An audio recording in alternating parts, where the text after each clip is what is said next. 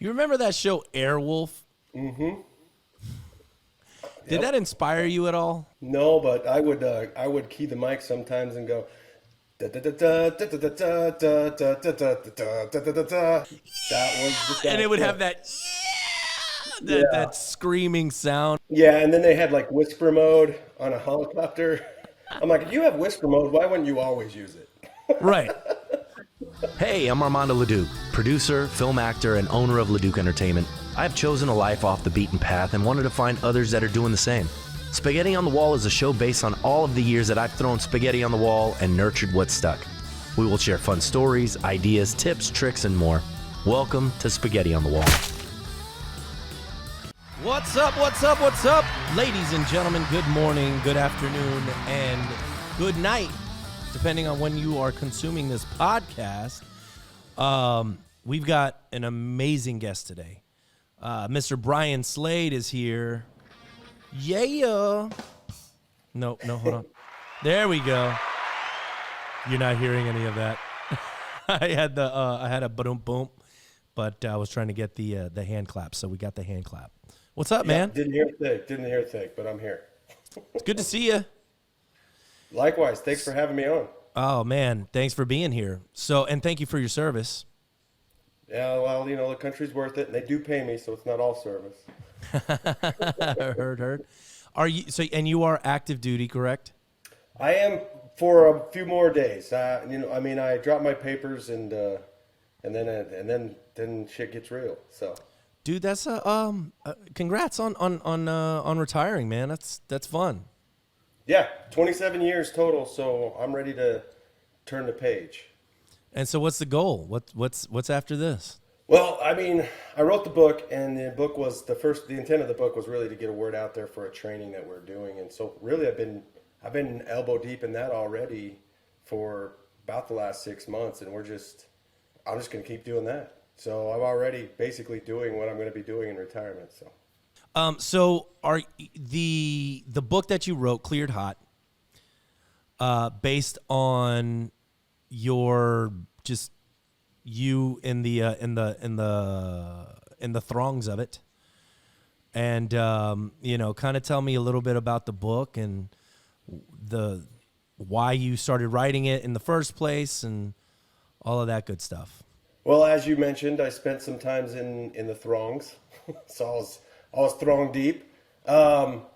Basically, when I came back from flying the Apache downrange in Afghanistan, I had a lot of crazy experiences, but when I looked at those experiences and what they had done to me, it actually served as learning experiences and foundational pieces. And I thought that while there was some things that I didn't want to be involved in because it's ugly. A lot of times in the military, you're called to be in the ugly, and the challenge is to not let that ugly operate inside of you, right? So there was that difficulty, but for the most part, I felt like I was a better person. I would say I experienced what we would call post-traumatic stress growth, right? But as I started to look around at my peers, that wasn't true across the board, and I started to question. I'm like, well, these same stimulus, very different results, very different reactions, and that started to make me question things. And so I went and talked to people that pushed their glasses back and got letters behind their names, a lot smarter than me at psychology and all that. And I said, what's the deal here? How come I'm experiencing this and my buddy over here is really having a hard time? I don't like that, and so we really did a deep dive into what I was doing, some of the things I was doing, my history, growing up, all that stuff. And we distilled some lessons out of that are teachable. And I was like, well, how am I going to get this out to, this is if we can teach it, let's teach people. Let's teach people how to grow from traumatic experiences instead of be derailed by them, be buried by them. Because we're seeing that. We see that all over. And that's not unique to the military, by the way. Obviously, trauma is trauma. Pain is pain. But military is just a really good aperture to look at trauma because it's very obvious. But, even in my book, I share that a lot of the trauma I felt with a strained relationship was much more derailing than, say, blowing up the enemy, right? And so a lot of people can relate to that. A lot of people can relate to a difficult or a caustic relationship, and trauma's trauma and pain's pain. So we kind of put those lessons down, and I had an epiphany when I was getting an award in a halftime show of a Utah Jazz game, and everybody was going nuts, and I was like, holy crap, man, these stories have power to reach people. They don't know me, they don't know anything about me, they're just hearing a little narrative, but they're all standing up and clapping, and it's just because of what I represent. It's just because of what the military and people in the military and other jobs are willing to go do. People are grateful for that in our country, and I'm grateful that people are grateful for that in our country, because it wasn't always the case, right? And it is now. Doesn't matter which side of the fence they're on, if they're left or right. For the most part, we get good support as the military, and that wasn't always the case. And so when that hit me, how powerful these stories are, and they could reach everybody, that's when I was like, I need to do something, and that's where book came in. And I'll start with a book, develop something from there, and so I wrote a book. What do you feel like you represent? What I represent to the American people, I think just people that are willing to raise their hand. People are going to say, hey, I'll go, this is like that ugly that I was talking about, the thing that you don't really want to be in the middle of, but sometimes we have to be. There's a lot of people that want to raise their hand to do that, and I'm not dogging them for it. I get it. Like, it's not for everybody, but there's an appreciation for the guys that do, and I'm grateful for that. And I think that's what I represented at that moment was, here's a guy who raised his hand and this crazy stuff happened. Thank goodness we didn't have to be part of it, but because it happened and it happens a lot, we're going to clap real loud, and we're going to stand up, and we're going to support, right? Because it's not something that everybody wants to do. It's not even something that necessarily we want to do. Yeah, I heard that. What drove you into the military? What drove me? I don't know if I should use that term. It drove me into the military. Honestly, the military was just kind of, I think I was meant for it, but I didn't realize it at the time. I was always a very adrenaline-fused kid. Like, tried to get, I was jumping off everything, jumping things, doing, playing sports, doing all that stuff. And also one of 8, and my dad was a teacher. So, as you imagine, there wasn't a lot of funds for secondary education. Did you say one of 8? One of 8. One of 8. As in the number after 7. I didn't realize. I mean, my mother is one of 8 or 9. Yeah. And, I thought that was like sort of back in the day a little bit, but that's 8. That's the Army. You grew up in the Army. Well, I moved out of my house at 15. Oh, wow. I wanted food. No, I'm just kidding. I moved out, just difference in opinion. It wasn't like a hostile move out. Like a lot of people, oh, you moved out, you must have really got it was just, I didn't agree with certain things. And my dad was like, look, you're doing things your own way. That either means you're ready to be on your own, or you're ready to go to juvenile detention, or you need to buck up and obey the stuff here. Those are your 3 options, right? And I was like, okay, I'll just move out on my own. And that was a mutual agreement. And so I've been out since 15, but like I said, he's a teacher, so he wasn't going to pay for my college. And so I started looking, how am I going to pay for college? Football offered some scholarships, but they weren't going to cover everything.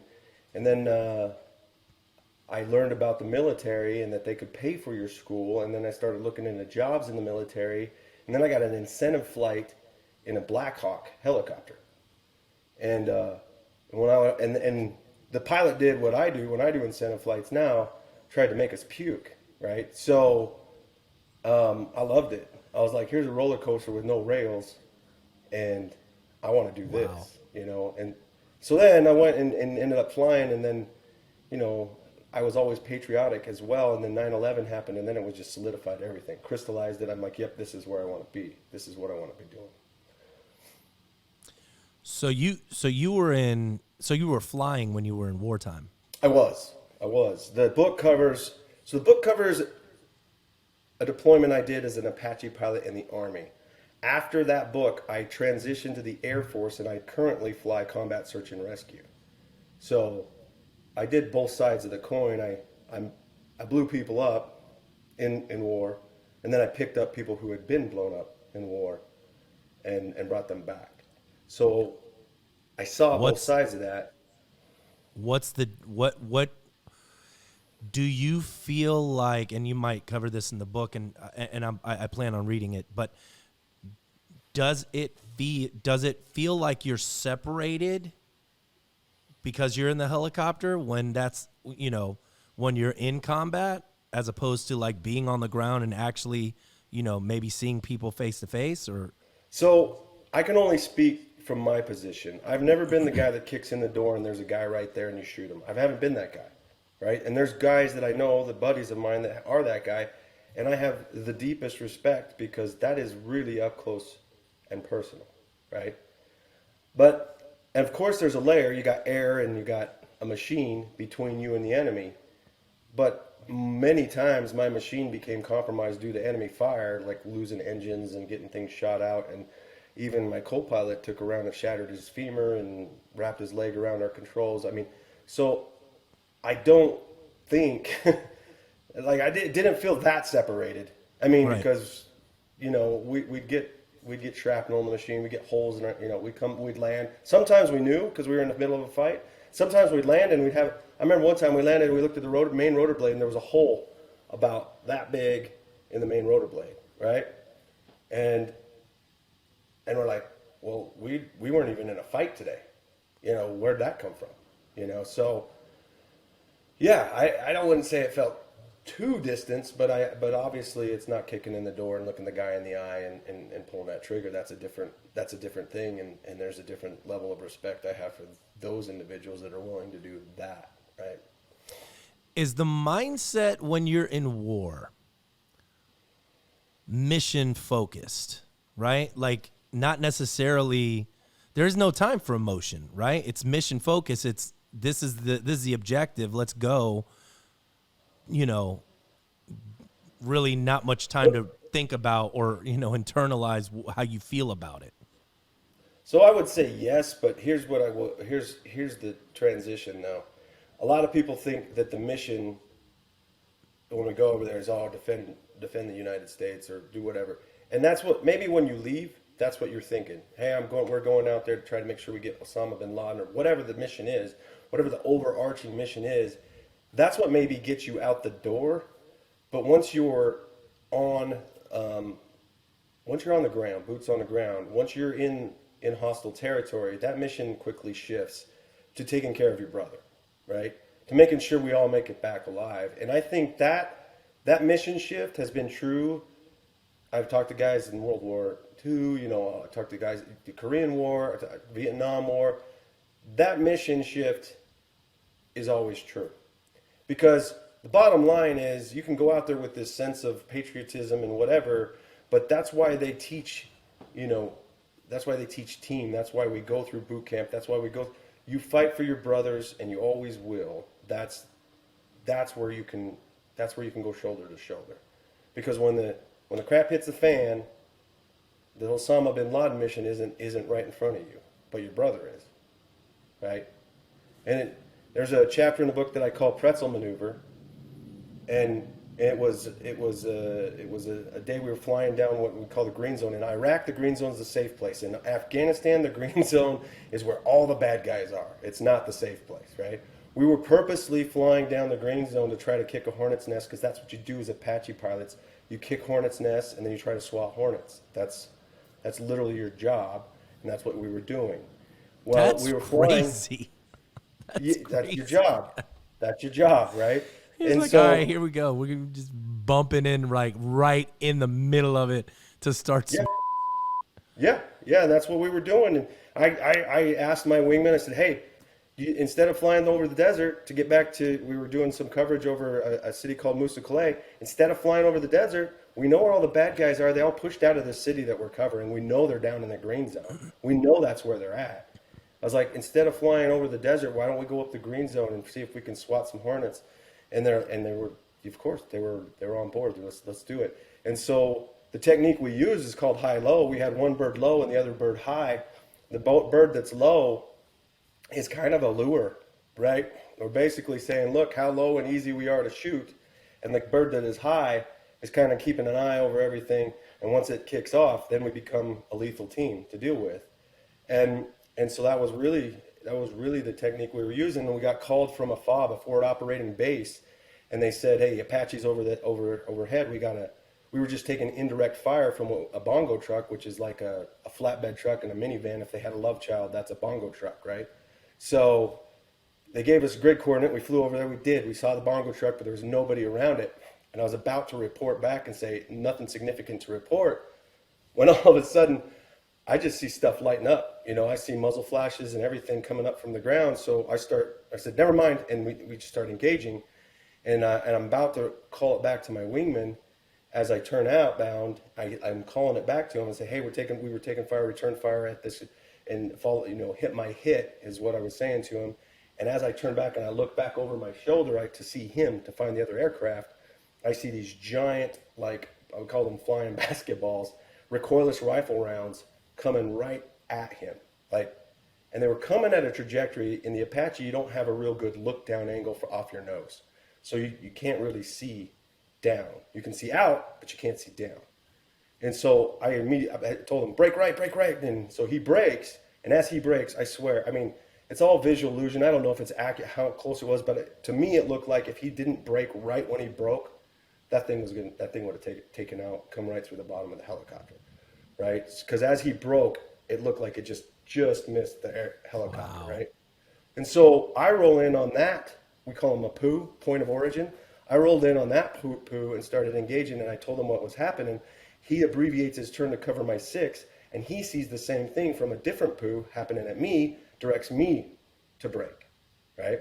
So I brake, he rolls in, I come around, same thing, another POO hitting him, tell him to brake, come around, I hit that, he hits it, and it just starts going back and forth and back and forth, and we're never making it all the way through a full circle because somebody else from another point of origin is throwing metal at us, or lead, or whatever you want to call it. There's one point we listened to the recording, and it was pretty entertaining. In hindsight, it's entertaining. At one point, my wingman goes, keys the mic, and he goes, "RPG," right? And I teased him because his voice cracked. He did all, puberty thing. And I'm like, "What was that?" And he goes, "It already went through your freaking rotor blade." He goes, "I saw it, and it went right through your rotor disc." And I was like, "Well, it probably looked like it did, but it was probably, just off or just missed." But then we did the math, and it's possible that it went through the blades as it was rolled. Dude. It's possible to, and in fact, it was almost as possible to miss as it was to hit. Because the speed of the RPG warhead and how fast that blades are going around and the space between each of them, we did all that geekery math, and it's definitely possible that it went through. And both he and his co-pilot said, "No, man, we saw it. It went through your rotor disc," right? Wow. And so this engagement continued like that until we ran out of everything we were hearing except for our Hellfire missiles. And I said, "Hey, I'm Winchester, which means you're out. You're out. I'm Winchester," and we're still taking fire. And I said, "Never mind, we got Hellfires." So we started shooting Hellfires into just points of origin to blow up what was going on. The whole reason I tell this story is because, and the reason I do it when I give a speech or whatever, is because the question you ask is, when you go there, is it mission? Is that what it is? And the answer is yes, but the mission changes. The mission changes. My mission that day was to make sure he didn't get shot down. And his mission that day was to make sure I didn't get shot down. And we were in the middle of an air ambush, a very orchestrated air ambush, the most I've ever been in that deployment, and him too. And when we landed, that's what we realized, is we were in the kill box the whole time. We stayed in the kill box because we were defending our brother. We came right back on what was hitting them, and then he came right back on what was hitting me. And without either of us, we both would have taken dirt naps, because there's no way we would have got out of that kill box. And I asked him, I said, "Dude, did you ever think about breaking contact?" He goes, "No, because they were shooting you and I had to kill what they was killing you." And I said, "That's what I didn't think about it either, because they were shooting you." Breaking contact, meaning what? Meaning leaving the area? So so in an ambush, you want to get out of the kill box, and you fight it from the outside in instead of the inside out, right?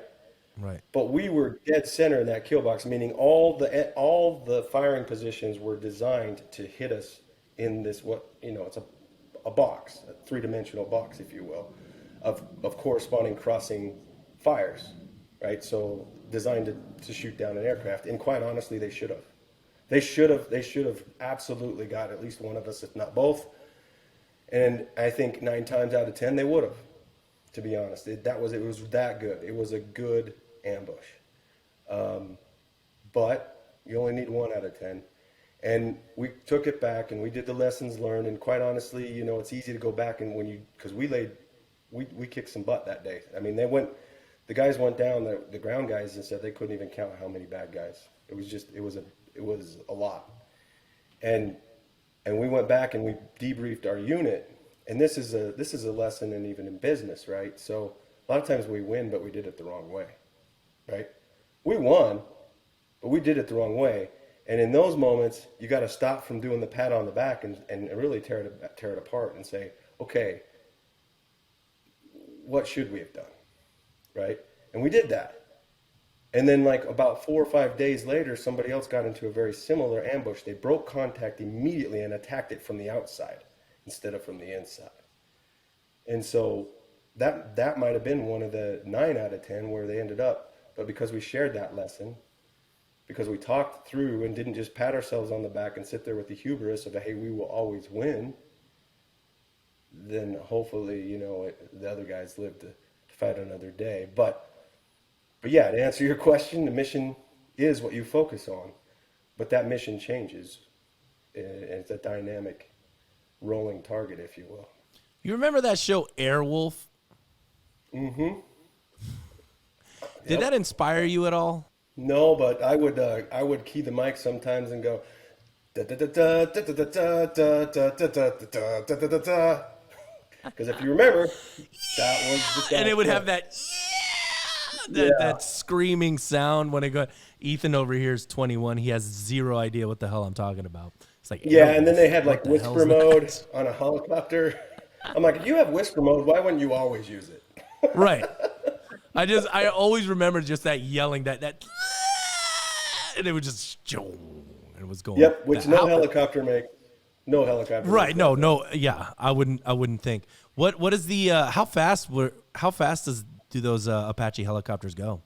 I mean, it depends because helicopters are, well, not unlike planes, but helicopters more so are depending on the heat, the altitude, the gross weight, our velocity not to exceed, or VNE, can change quite a bit. We usually flew around about 130, 140 knots, which is like, I don't know, 150 miles an hour, something like that. That's cool. But we didn't make that noise. It was with our voice. You just did it just with your mouth, though. You're all like, yeah, and your co-pilot's like, why are you doing that? He's like, Airwolf, baby, I'm not gonna Airwolf. I'm not gonna lie, you pretty much sound exactly like that. I did, right? Pretty spot on. Yeah. I'm just gonna create a sound effect. Can let's for the edit, can we please find the Airwolf sound effect so we can just like? It's gonna sound almost exactly like you just did. Pretty much, Airwolf. Wasn't Michael Ironside in that? I wouldn't know. I'm not an actor guy. I believe Michael Ironside, because so funny, because I did a movie with him. Oh God, it was a terrible movie. It's called Mutants. Don't watch it. But what you should do is you should get on IMDb and listen and read the reviews, because boy, they rip that movie apart. I play a Russian scientist, Sergey, who creates this sugar that is more addictive than cocaine, and sugar ends up turning people into these like zombies, like 28 days later zombies.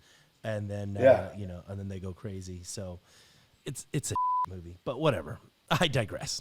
But Michael, I believe Michael Ironside was in Airwolf. Maybe you can Google it. Is he the old guy? Not at that time. He was. I think he passed away. So there was the main guy that flew and had the squinty eyes and everything, and then there was the old guy that's in lots of movies and stuff, who was like his, I don't know, co-pilot or something. I believe. I don't know. Somebody's going to watch the podcast and be like, dude, it was there, and this is what he did, and blah, blah, blah. I was like, okay, yeah, it's great. I love it because you have Google right there. Yeah. All right. So, and you live in Vegas. How's that? How you like living in Vegas? It's great during the winter. During the summer, There's better places to be. But Oof. I live in Vegas. I don't know if I'm going to stay here. I'll probably move up into southern Utah. That's where my family's all in Utah. So That's cool. You gamble?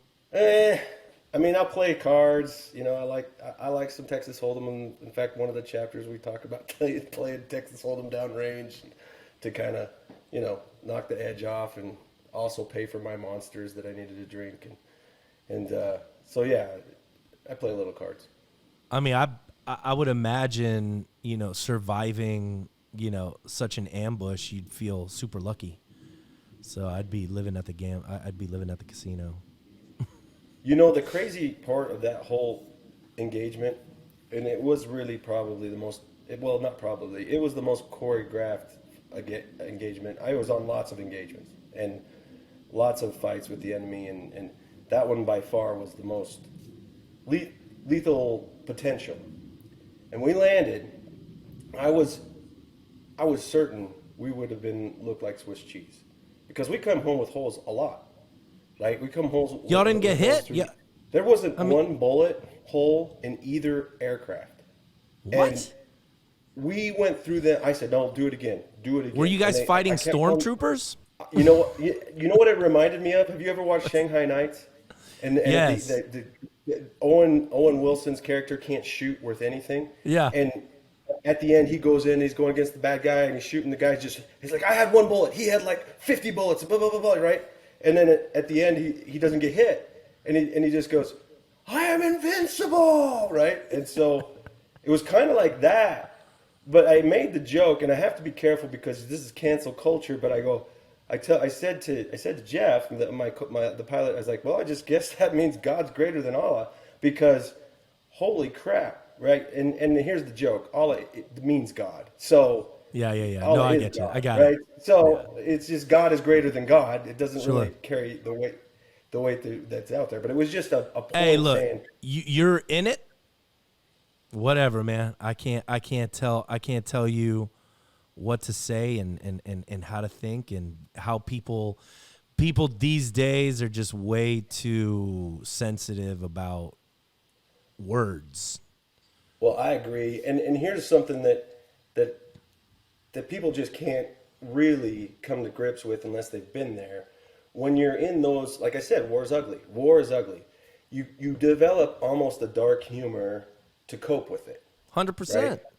Right? And humor is hugely therapeutic.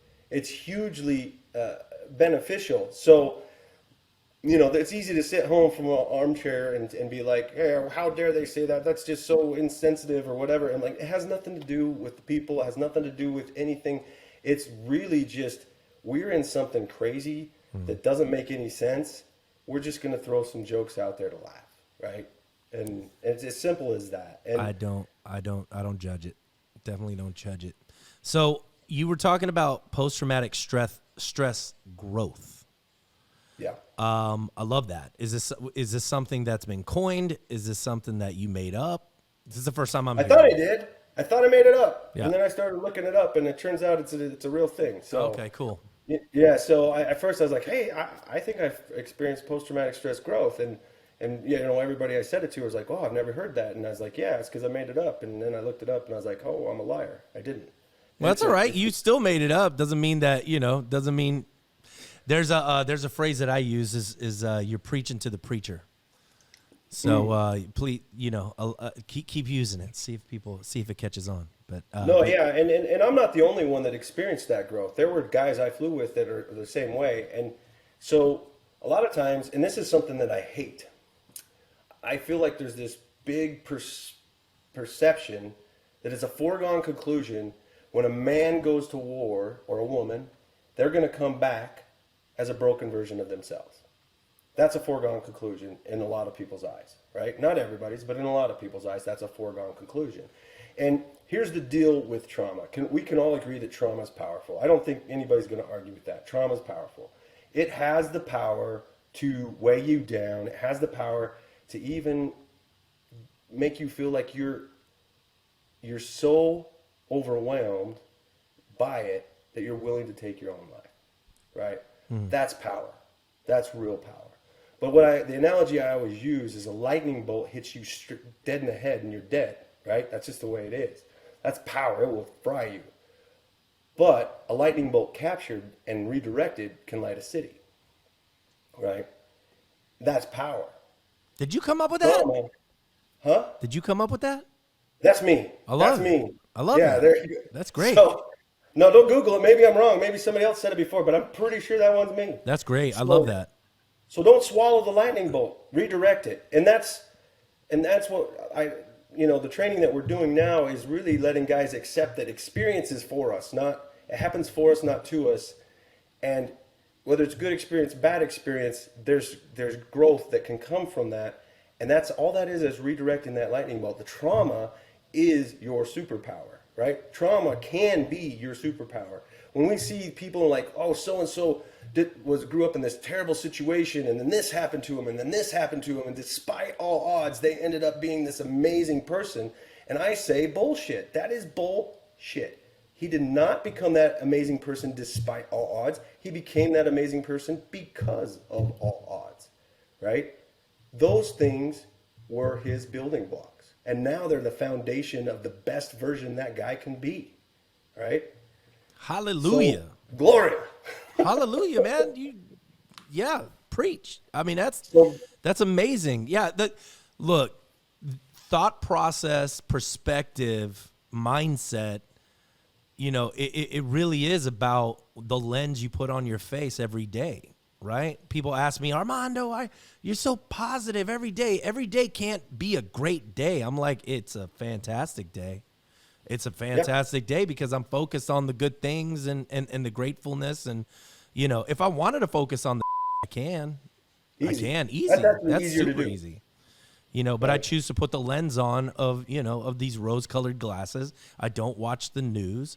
I immediately unfollow people that have just a negative outlook on life on social media, and therefore I just, I stay motivated and look, I've had a lot of, I mean, not getting shot at in a helicopter, but I got my own traumas and bull happen in my life, but I love that idea of, redirecting that trauma into something that's more positive, more motivating, more, how can I use this to propel myself forward and not hold myself back. Yeah. I used to work with an old guy who would always say, make it a great day instead of have a great day. Right. And when I was younger, I was like, why does he say it so weird? It's just a weird way to say it, right? This is an old guy way to say it. And then as I got older, I was like, that guy was spot on. Yeah. You make it a great day. And you can, any day, every day, like you just said, can be a great day. And it's all about perspective building. That the story that I use to teach this is when I first went to Afghanistan with this book was my first deployment. I've been back multiple times since. And I flew the Apache, and then I transitioned to the Air Force and flew combat search and rescue, like I mentioned. So it was in different capacities too. But I've been back multiple times. But the first time I went, I was the guy, the first guy in our unit. They call it the advanced party. Like we went ahead of everybody to get it all set up. Me and two other guys. Neither of us, all three of us, had never been to war before. So we didn't really know what to expect, and we're in the back of a C-17 strapped down with our Apaches that are folded in and everything. We had 3 Apaches in the C-17, and we descended into Bagram, Afghanistan, and landed in the morning. It was just dawn, right? Just the sun wasn't up, but it wasn't dark. And as the back of that clamshell started to open, I didn't know what to expect. I've never been to war before, but I think in my head I was like, oh, it's going to be nasty, it's going to be ugly, it's war. That's what it's going to be. And as that thing opened, and it was kind of like out of a movie because my eyes were dark adapted, and so when it was just this piercing light, I couldn't see anything, and I had to focus. And as I focused, the first thing that hit me was it didn't stink, and I just assumed it was going to stink. I'm like, if it's war, it's going to smell bad, but it didn't. It smelled clean. It smelled nice. And then as it continued to go down, I saw mountains with snow on them that looked like the Rocky Mountains. They were beautiful, and I was like, did we land in Utah? What the heck happened? Where am I? And when it got out, I was like, yeah, that's not what I expected. Now I'm flying missions over those mountains and looking down at them, and I'm a snowboarder and snowmobiler, and I'm just like, oh, that's an awesome line. Oh, I'd take a, that'd be a sweet jump there. Look at that powder, all this beauty. And then you get called into a troops in contact, which is a TIC call, troops in contact, and immediately. Hold on, I'm sorry. You got poo, you got tit. Was it? Is it? TIC. It was TIC. Oh, Troops TIC. I in thought you said contact. tit. I was like poo and then tit.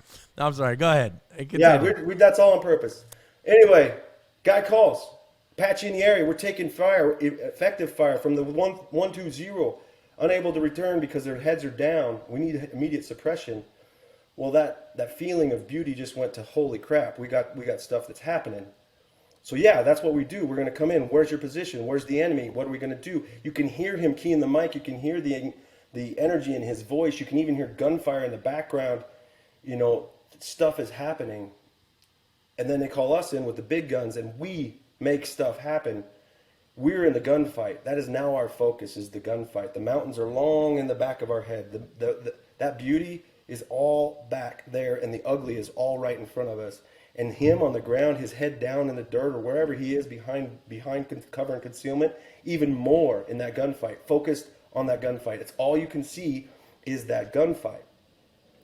And that's what we do in life.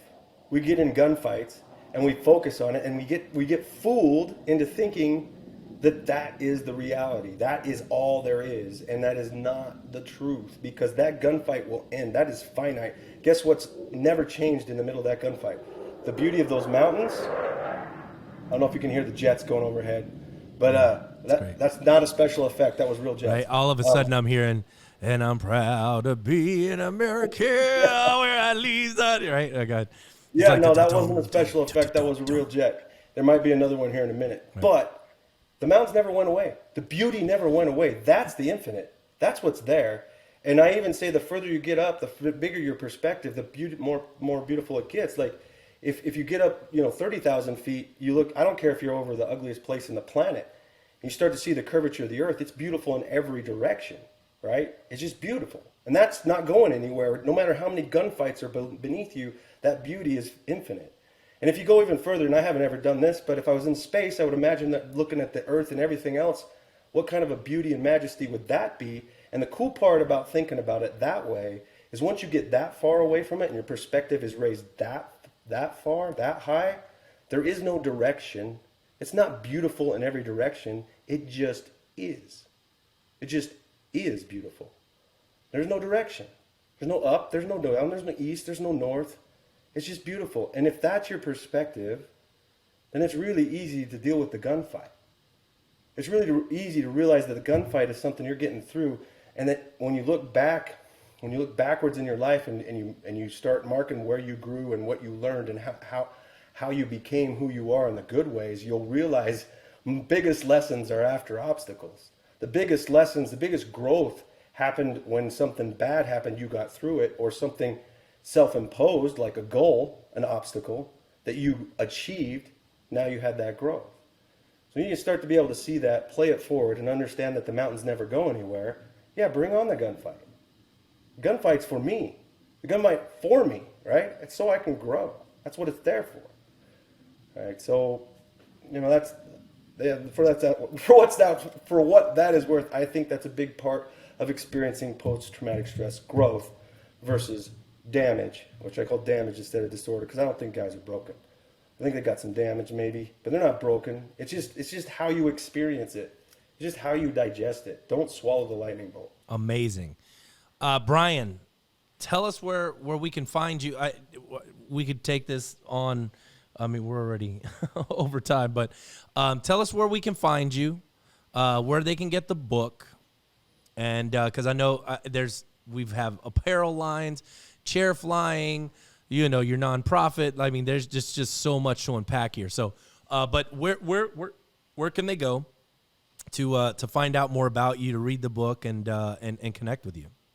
Well, the book's real easy. You just go on Amazon and look at Cleared Hot. You can get it, and it's on audio now. I mean, it will be in the next week or two, so I don't know when this airs, but the audio book will be out in a week or two on Audible and Spotify. I prefer you go to Did Spotify. you do the audio? Did you? It's me. Nice. It's me. That's why it took so long, because I give mad props to guys that do that, because that is not easy. Yeah. That is not an easy thing to do. So yeah, that's out. And then you mentioned the nonprofit. We have a nonprofit that pays for the training that we're talking about, this transformation training, and that's new. That's early in its inception. So the best way, if you want to contribute to that at this point, is to find me on my socials, and it's Brian Slade at LinkedIn and Facebook and Instagram. I'm on all those. And if you reach out direct to me, I'll tell you how to do that and how to get that stuff done. But yeah, that's the next chapter forward, and we're building that, and that is really changing people. They're coming out, and then I've had several people say, this is my last thing. I was about ready to suck start a 9mm, and now I'm ready to go forward in my life. That was just a gunfight. This is the mountains. Let's do it. Wow. You know? That's amazing, man. One of my favorite episodes to date. I'll tell you that. Thanks so much for being here, Brian. Super motivational. I know I feel good. Guys, make sure that you guys check out Brian Slade, his book, and all kinds of good things that he's got coming out. So, and that's our show, ladies and gentlemen. This is Spaghetti on the Wall, brought to you by Leduc Entertainment. For all of your digital marketing needs, videos, we got you, social media. And we'll see y'all next week on Spaghetti on the Wall.